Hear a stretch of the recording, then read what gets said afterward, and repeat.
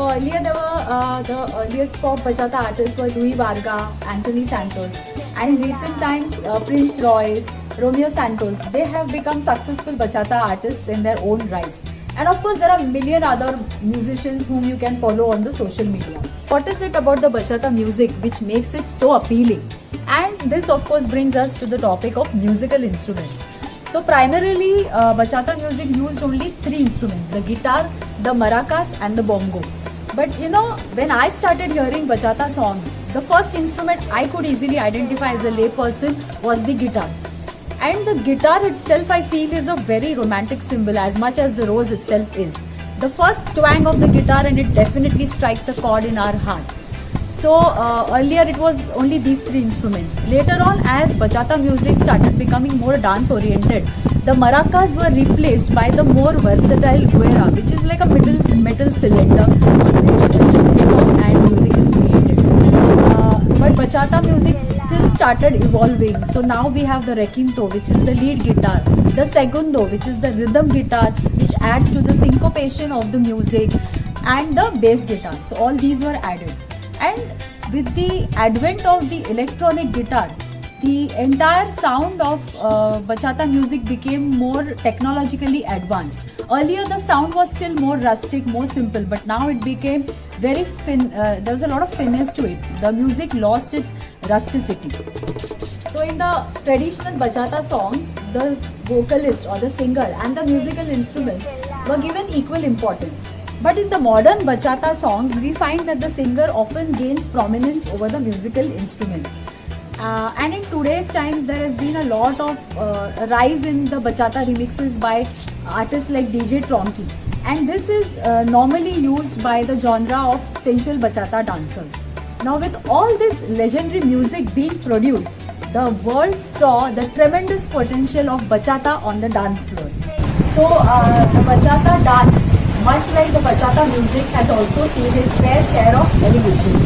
So in the beginning, obviously, bachata was danced only in the Dominican Republic.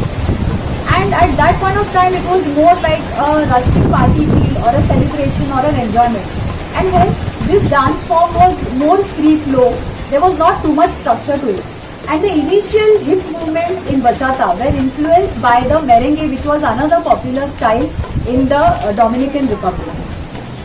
So bachata, like the other dance styles, uses the push and pull technique for dance, and the dancers also dance in an open as well as closed position. So when the bachata was initially danced, the basic step was a box-like movement. Yeah, let me show you.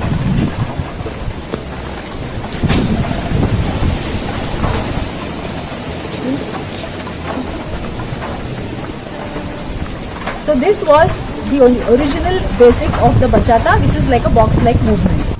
So as this Dominican bachata dance started becoming more popular, it spread to countries like USA and other European countries.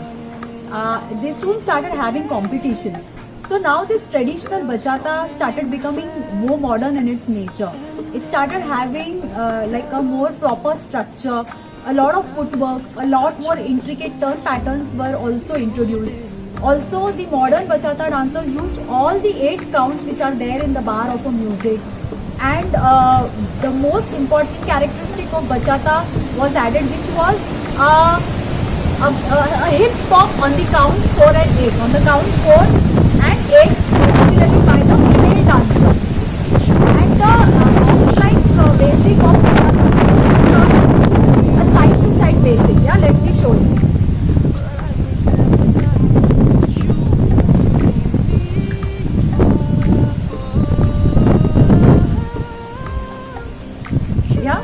So this is how the basic of bachata was changed from a box-like movement into a side-to-side movement, which soon became the basic of bachata. Another offshoot of this modern bachata dance can be called as the sensual bachata genre.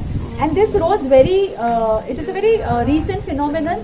It rose as back as 15 years back, but it became extremely popular very quickly.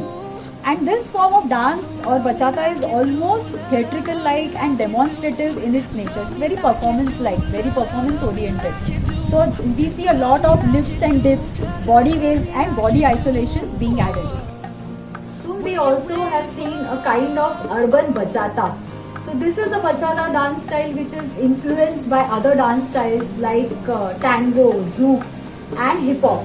And so we have a very modern version of bachata which has a little bit of swag to it.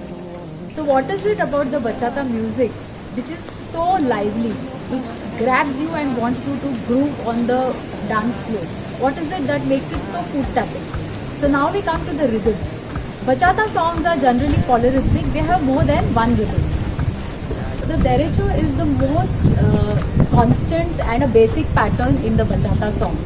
It is normally played during the verse section or when the singer is singing. And normally the dancers, they dance in a close hold position because normally it is the start of the song, of a bachata song. And the derecho rhythm is emphasized by the bongo.